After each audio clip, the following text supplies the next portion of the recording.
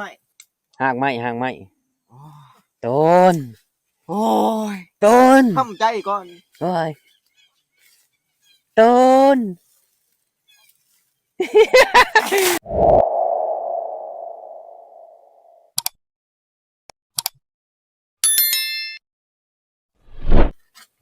ครับทักทายสบายดีเบ้อทุกคนเนาะสบายดียามแรงทุกคนเลยเนาะก็คือเฮามาหอดแล้วก็ประมาณ4 โมงคนเฮาก็สิหาออกร้านแรกก่อนเนาะเฮาพักผ่อนไปแล้วประมาณ10 นาทีนี่แหละเนาะส่วนหัวหน้าใหญ่เพิ่นก็สิลงไปกลางม่วงกับเบาเฮียงเนาะตอนในบ้านเองก็สิไปหานางต้นมะกะบกทุกคนเนาะไปรุ่นกันหากไม้ต้นโอ้ยต้นทำใจก่อนโอ้ยต้นเอ้ยเอ้าจะลงนั่นบ่ยันบ่อย่ายัง เอ้าใช่แล้วเพื่อน อันนี้มูต้องหันโดดเห็นบ่ใช่แล้วมองจะผูกอันนี้แถวนั้นแหละผูกกี่เทิงหรือผูกกี่ลุมผูกอยู่ลุมฮะผูกลุมในตีนมันจะเหยียบเทิงนะบนผูกใช่เหือหรือเปล่าฮะหรือผูกจะไดผูกใส่หางไม้อันนี้เสือกมันนะมองชนเชือกอยู่มองใดอันนี้อยู่ลุมอยู่ดุมอยู่บนตีนจะเหยียบพุ่นมุดงุ้มหาโล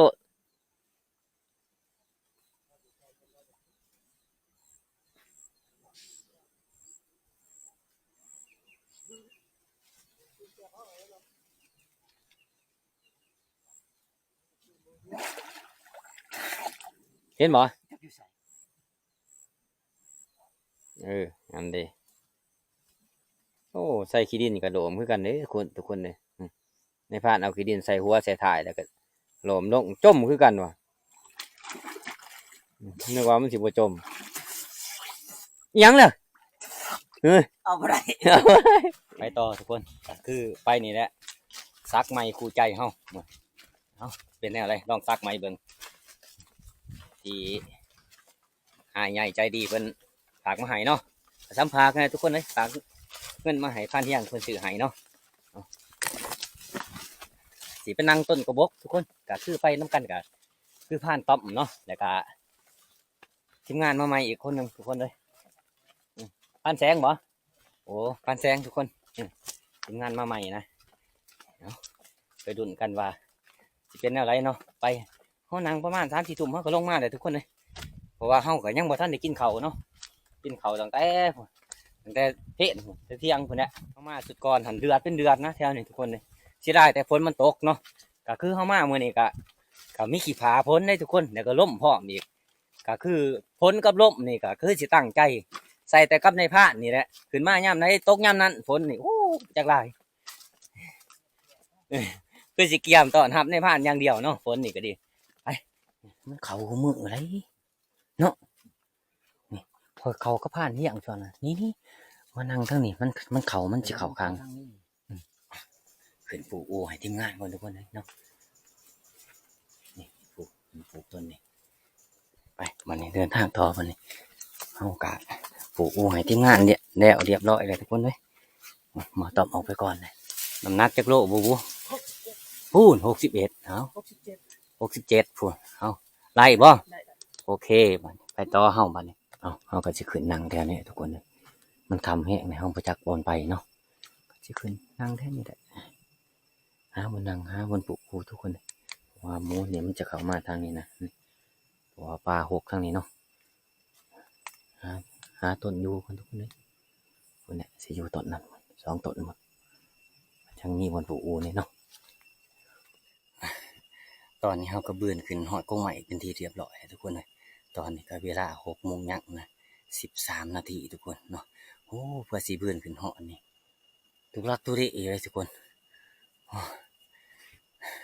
บ้านตอมเพิ่งกำลังฟังนะกบกมี3 ต้นต้นในมันกินหมดเลยแต่ต้นนอก2 ต้นนี่มันยังกินหมดทันหมดทุกคนเลยเนาะกะได้ยินเสียงนะฮัดคนอยู่ข้างนอกนี่ถามมันเข้ามามันก็จะเข้ามาแถวนี้เนี่ยทุกคนเลยแถวนี้เพราะว่านี่ก็คือต้นบกทุกคน ว้ายเมื่อยขึ้นต้นไม้ทุกคนรอลุ้นกันทุกคน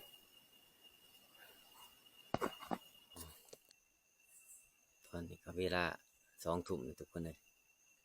นั่งเขาบ่พออีหยังบ่ได้ยินเสียงอีหยังมาก็ล่มพร้อมอีกทุกคนเลยเนาะก็ในผ่านก็สิลงเลยหิวเขาบ่หิวทุกคนเลยสิลงไปหาทีมงานเฮาพุ่นแหละผ่านตอบมึงก็ลงมาเลยแล้วก็เบาแสงเพิ่นก็พุ่นนั่งอยู่ทั้งพุ่นมาไกลเพิ่นเติมเลยทุกคนเลยเนาะที่แรกว่าสิได้นั่งคนละภาคทางกับเพิ่น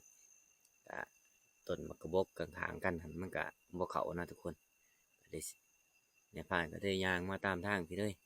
ไกลเติบประมาณ2 โลพุ่นแหละจังหอดพุ่นเนาะเอาไปผ่านต้อมไปลงมาล่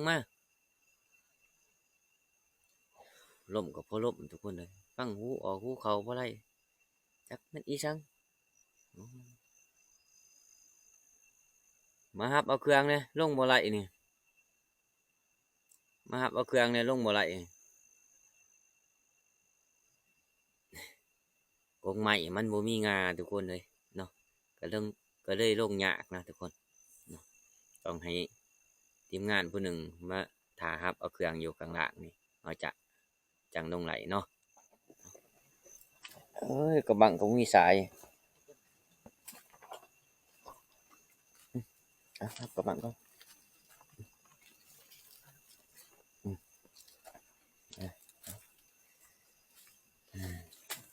ยังทงมาโลเลยไปกราบทับเขาคือเก่าบาดนี่ทุกคนเลยหิวเขาก็เพราะหิวมันนี่มันได้กินข้าวแรกเลยนี่2 ทุ่มเลยเปิดสัญญาณหอดก็เพิ่งเติบเลยทุกคนไปตอนนี้เขาก็มาหอดทับเขาเลยทุกคนเลยเนาะคือผ่านใหญ่แต่ก็ผ่านหมอกมันไปบ่ได้ทุกคนเนาะส่วนหัวใหญ่หัวหนาใหญ่ก็ไปเบิ่งนึงนี่เนาะเขาสิได้ยังกินผ่านตอบเลยหาแนวกินเบิ่งหิวเขาวแห้งปอกแปดหรือปอกเก่านี่ โอ้ยปอเก้า เป่า หน้าบ้าง หน้าบาง โอ้ย โอ้ยปอกเก่า2 เด็กหนูดีหลาบางทีมงานเฮาลาบางไว้ท่าทุกคนเลยเนาะสิจำลาบางนี่แหละกินเฮาบ่ทันฮอดเที่ยงไปนั่งต้นกระบกโอ้เจ้าคักเนาะยืมเด้อเออเออเพิ่นก็ไหลคือกันได้นี่เอามาแนวกินเฮามาทุกคนกินข้าวน้ำกันนี่กินข้าวกับลาบบางเอาเบิ่งชิมลาบบางก่อน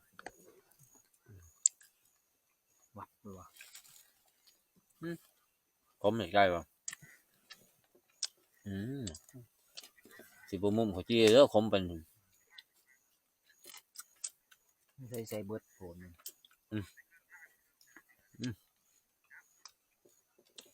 ผมอำลำเลยเฮ็ดยังเนี่ยนี่ผ่าน โอ้ยเนาะแล้วบ้านนี้ โอ้ ก่อนโอ้ยขับรถขึ้นมาเมื่อย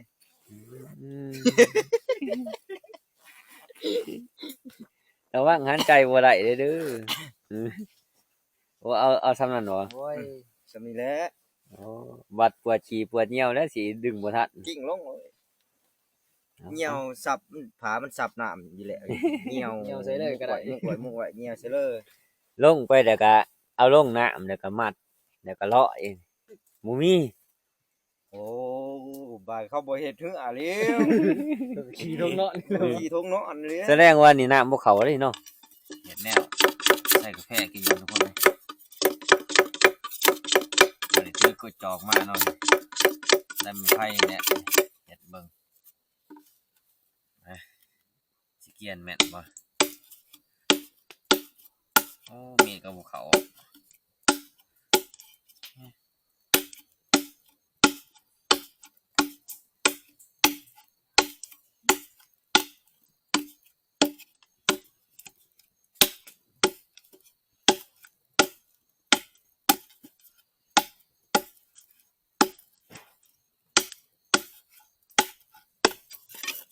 เดี๋ยวว่าจะกัดยุ่งแล้วกัด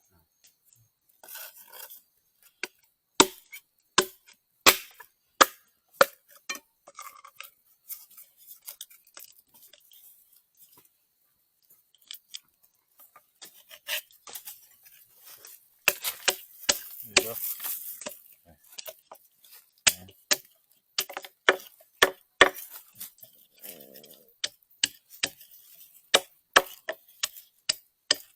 โอ้หมูเขาในผักเนี่ย เขาฝากไปปลาใส่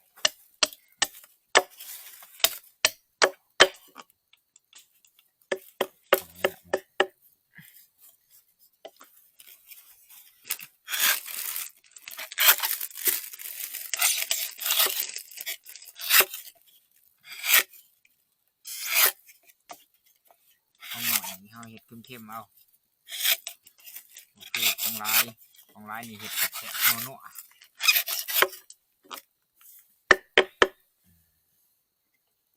อยากกินนะโอ้ปลาตองโอ้ปลาตองลาบแล้วคักในผักเนี่ย ลาบไหมลาบบ่ โอ้มืออื่นก่อน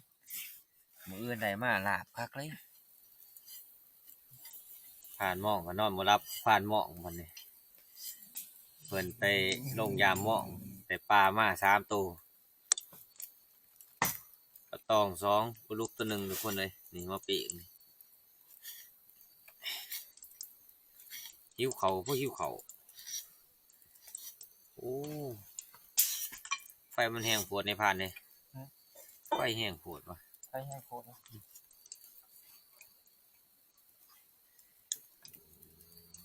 ห่วยสมัครข้างสิข่อยไปจ่อยข้างหนึ่ง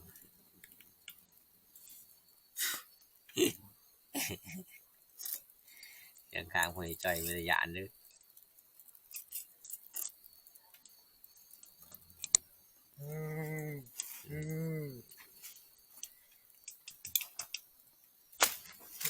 เกาะ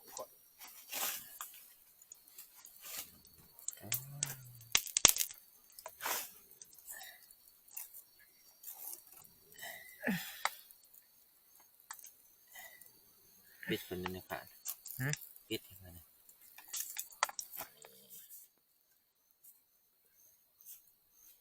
เสียบโหลดแล้วบ่โอ้คักแล้วใหญ่เนาะปลูกเลยเนาะเผาปลาโอ้ได้ปลาคอมาเผาให้คักแล้วนี่ในผ่านเลยขอสันจัก2-3ตัวเผาโอ้กินอย่างแสบเลยแล้วนี่ ว่ามีไฟออกไปไต่ตรงไต่ตาคือสิฉลองเป้ใหม่ส่วนพันเหี้ย ยังขึ้นอยู่ว่าคลอง โหดเด้อเด้อคิดว่าเบาเข้ามาจัดเห็นบ่โหดโหดชวนพ่อใหญ่จอยคำแก้มเบิ่งไปเบิ่งมานี่คือคนใส่ความคิดคนนอนนึงเอ้าเป็นธรรมดาของมนุษย์โลกถ้าบ่ใส่ความคิดก็มีแต่ผู้ฉิดประชดเท่านั้นแล้ววันทีมงานใช้เด็กฟานทองนี่เพิ่นก็ลุกขึ้นมาคือกันกินปูกินปลา ส่วนผ่านหม้องเพิ่นปิ้งปลาแต่ในผ่านเองก็สิปิ้งนกบัดนี้เราเรื่องนกเขานี่บ่คันว่าใส่ตั้งนี่เบิดเท่านั้นย่างใส่ตั้งนี่ย่างออกนี่ก็ถึกแล้วบ่พอ50เมตรนี่พวกนี่เลย แม่นบ่ แม่น เห็นบ่ พวกสายกิน คอย ในอุ่มใส่ในอุ่ม คอยใกล้มือนะไปหน้าเจ้าแล้วเบิ่งคนนกเขาปลิวปึ้งลำทะ โอ้เฮาบ่อยากเฮ็ดเพิ่น หายก็ตัดชั้นมือ มาผ่านต้อม ลง เขานี่ มาผ่านใหญ่มา ก็ ได้แต่ผ่านที่อย่างปุ๊กไงตีเลยแต่กระปอนน้ำ ปุ๊กพญาจ่อยอยู่พี่ โอ้ จะเผยย่างหันย่างไฟฉะนั้นเราจะหายเขาให้กินปลาตองดาวข้าว บ่ได้แขวดีกินปลาตองเด้อบ่ได้แขวบ่ดีกินปลาลูก เพิ่นซาเพิ่นลือว่าแซ่บแท้ บ่ ๆห่วยหัวนกแตกฮะ จะทำเห็ดแสบบ่ ห่วยว้าวคน เฮ้ยว่าผู้ใหญ่จ่อยมาเขาใหม่เฮาสมมาว่าแข็ง ห่วยมันมาบัดเนาะ มาตัว เขาบ่เคยว่าเฮ้ยแต่เขาใหม่กันนะ ทำไมชาติไม่ใช่ จะได้นี้จะ เจ้ามาเนี่ยสอบเรื่องเลยโมแม่นของเจ้าเก่าอืม โอ้เขาสะดุ้งอ่อนได้เขาใหม่ เขาอีหยัง น่าเราอ่ะ แนวพันเขาเขาอีพ่อจ้ะ แม่น เขา คอยถ้าได้กินได้สามวัน เขาเก่า เขา เจ็ พ่อ ดเป็ดสอบผู้ประจักษ์ในเหล่าเขาเก่า อ่ะกินข้าวกินน้ำแล้วเฮาก็สิออกหาไต่ตาก่อนทุกคนบาดนี้เนาะก็คือเฮาสิไปเขาก็ยังบ่ฮู้ว่าเฮาสิไปทางใดเนาะพุ่นแหละไปฮอดพุ่นจังสิแยกกันกับพานใหญ่ฮอดเทิงทางว่าซั่นซะเนาะเฮาออกไปกับพานใหญ่พานตอบนี่แหละออกไปพร้อมกันทุกคนเลยส่วนพานมองเพิ่นไปแหละทุกคนเนาะตอนนี้เฮาก็แยกกับพานใหญ่และกับพานตอมทุกคนเลยเนาะแต่เฮาสิไปทางนี้เดินคนเดียวมื้อนี้เอ้าสิเป็นจังได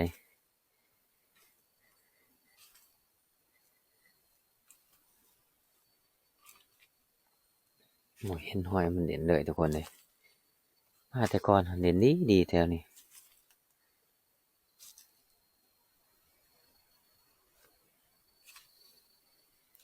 ส่วนพานใหญ่กับพานต่อมเพิ่นไปนำกันได้มื้อนี้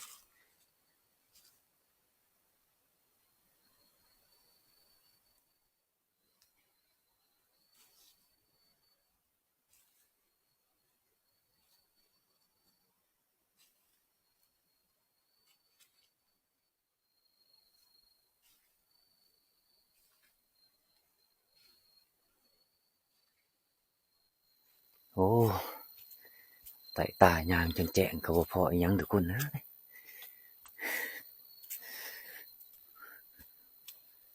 จักหลายคนมันหลายทุกคนเลยชาวบ้านเขาเจ้าขึ้นมาหากินคือกันเนาะมีขึ้นพอแต่คน4-5จูขึ้นนี่หลายเนาะ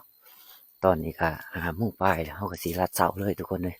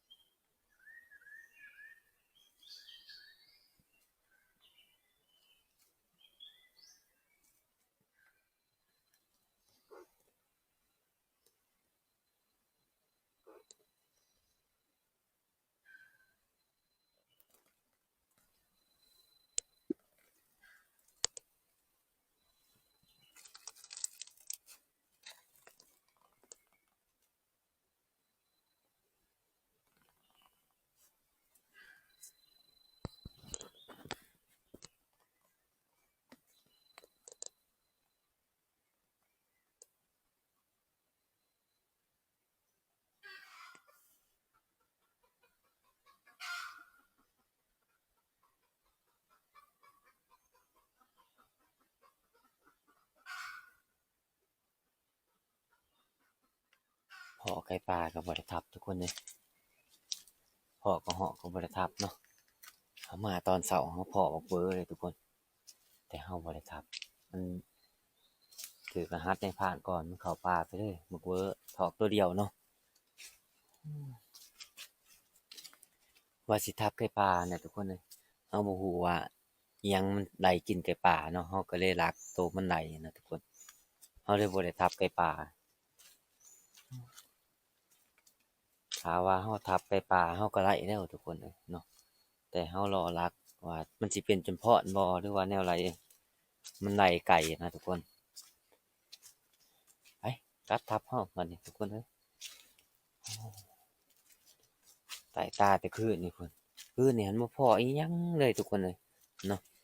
มาตอนเช้านี่มาพ้อบักเบ้อตัวหนึงแล้วก็กระแตหรือว่านกหนูปูปีกหั้นไก่หันหลายทุกคนเลยเนาะแต่ในพานบ่ได้ทับมันนะเพราะว่าในพานดุนบักเบ้ออย่างเดียวเนาะ ตอนนี้เราก็มาหอดทับทุกคนเลยป่านนี้จังไหนทีมงานเฮามาเบิดแล้วบ่ใช้แต่ผ่านเฮียงผ่านต่อมได้ซั่นมาแล้วผ่านต่อมมาเบิดแล้วแต่ว่าโอ้ ไปเอา มาเบิดแล้วเนาะโอ้บ่เกือบแล้วนอนบ่ติงโอ้ไก่เฮาจังไดล่างเฮาเป็นจังไดล่างเฮาโอ้ปรากฏบ่ แจ้งใช้ลงไม้ผมเนาะ แม่นนั่นแหละ เพราะว่าอะไร เกือบไปแจ้งเกิดในผ่านเลย เนาะเกือบแจ้งเกิด มันทางโค้งมันเห็นเขาก่อน กับเหาะ บักเขาโค้ง นี่ หลังมันก็รับป้า โอ้ใช่เลยปรากฏหั่นโอ้ถือหลายโตเลยทุกคนมีแต่ตัวใหญ่ๆเนาะนี่ถืออีแล้วประคอนี่ ติ่งกินบ่จัก2โตนี่ กวาดหัวเลยบ่ ปิ่งประคอนะในผ่าน เก็บผักน้ำเนาะหนึ่งใส่เนาะปลา ฝากกะลิ มีแต่ตัวใหญ่ๆเนาะ สำคัญกับอยู่บางติบเนาะคน มั่วคักเนาะ เขาว่าปิ่งปลาให้เอาตัวน้อยลงดุ้มเขาว่า สุดคนนะคอยเป็นผู้ปิ ยอมจะได้ จะกลัวลอย มันจะแฉะเจ้า จะลายเข้มและปลาชอเกต โอ้กองขึ้นกองพี่ก็แต่งขึ้นหนึ่ง กองเพ่กองพระมาใส่เลยเธอดึงใส่ปืนเขาตาย เอามาเหาะเดี๋ยวเกลือเป็ดเกลือไก่ก่อนบาทนี่โอ้คำว่าเอาไก่ไปนับนี่ก็เพื่อไหลแล้วนี่ไหลที่นอนใหม่นอนคักเนาะ นอนคักนอนใหม่ สุดยอดเลย ของใหม่ยังแล้ว เพราะว่าสิให้ค้าจะเขากล้องไผ่เมื่อคืนนี่ อ๋อปิ่งป่านี่เบิดเท่านั้น แฉะบอกทอง โอ้ยกันว่าอะไรปลาปากเฮ็ดก่อยคักเลยก่อย น้ ปลาปาก องบ่แฉะทองคอเผาขึ้นนี่ก็มีพยาก มี น้ำ ปลาอย่างปลาหยาด ใช่ปลาสีเพื่อ ก็มีพยากน้ำ จักมือก่อนสิปล่อยให้กินทำไปเชะเอาแลนำเอากินหอดคือไอ้กองละหวาน ว่าเป็นโอ้ เห็ดซอยสดเบิดเท่านั้นปรากฏ เบิดเท่านั้นแล้วเนี่ยบ่ได้หลาย ต้องไล่ก็ได้ยิ่ง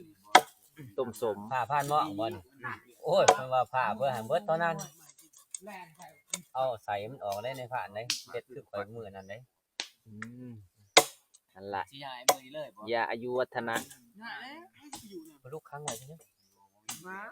แกงเชียงสมมัน เก่งนะ โอ้เป็นลายป่าเฮา มันว่าบ่คือนี่ก็บ่เพิ่นว่า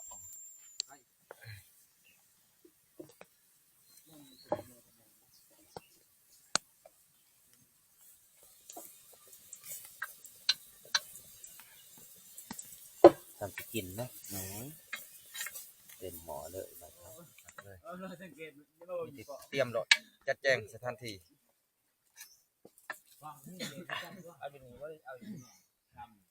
เอาไม่แป้นแนะปูไม่แป้นเฮาเอาเครื่องออก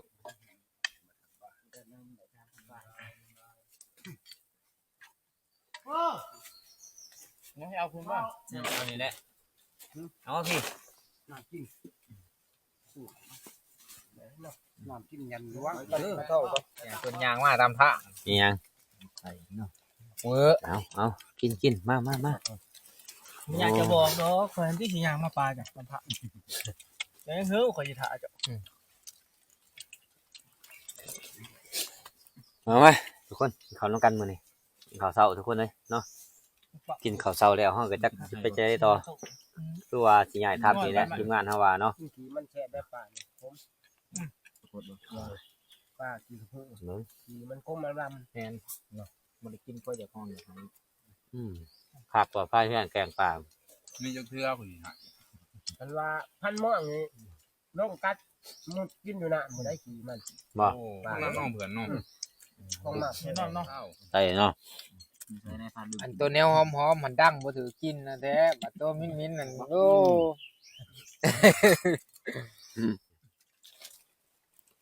ทางมองนี่ลงไปใส่เส้นหวานนอนทำไปเกาเผืองเทียงไปต่อบอกพุ่นแล้วจุดพอนิดนึงละ แกงป่าใส่ไม่สมบ่ซั่นแล้วเนาะ โอ้ยสดกับตื่นตานอนเลยพันทองเลย บ่ฮะจับบ่เอาสิ